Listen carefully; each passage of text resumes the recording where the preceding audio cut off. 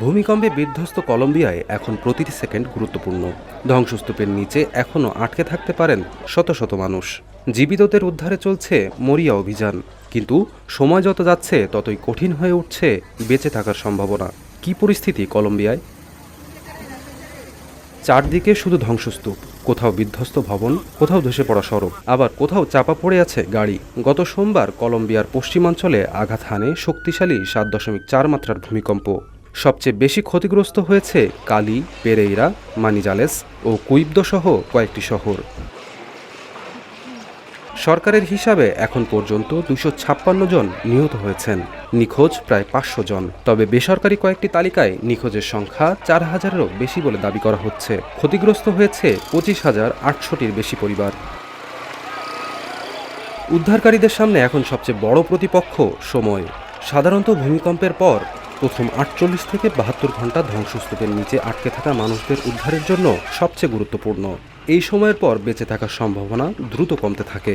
তবে ধ্বংসস্তূপের নিচে খাবার ও পানি পাওয়া গেলে সেই সময়সীমা কিছুটা বাড়তেও পারে।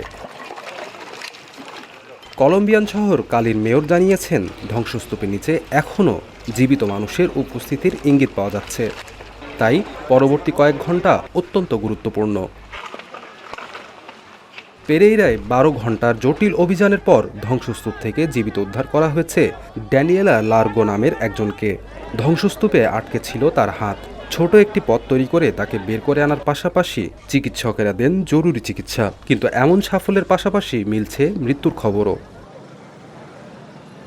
ভূমিকম্পের পর এখন পর্যন্ত 130টির বেশি আফটারশক অনুভূত হয়েছে। ফলে ক্ষতিগ্রস্ত ভবনে ঢুকে উদ্ধার অভিযান চালানো ঝুঁকিপূর্ণ হয়ে উঠেছে।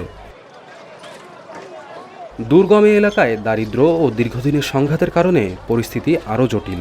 অনেক এলাকায় মোবাইল যোগাযোগ বন্ধ, কোথাও পৌঁছানো সম্ভব হচ্ছে শুধু নদীপথে। হাজার হাজার মানুষ এখন আশ্রয় নিয়েছেন স্কুল, ক্রীড়া কমপ্লেক্স ও বিভিন্ন সরকারি ভবনে। অনেকে আবার খোলা পার্কে রাত কাটাচ্ছেন, তাদের চোখে আফটারশকের ভয়।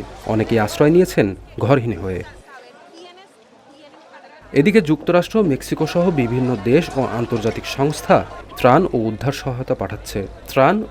সহায়তা পাঠাচ্ছে কলম্বিয়ায়। তবে ধ্বংসস্তূপের নিচে এখনও কেউ বেঁচে আছেন কিনা সেটা এখন সবচেয়ে বড় প্রশ্ন। আর সেই প্রশ্নের উত্তর খুঁজতে কলম্বিয়ার উদ্ধারকারীদের হাতে সময় ফুরিয়ে আসছে। প্রতিটি মিনিট এখন জীবন মৃত্যুর ব্যবধান।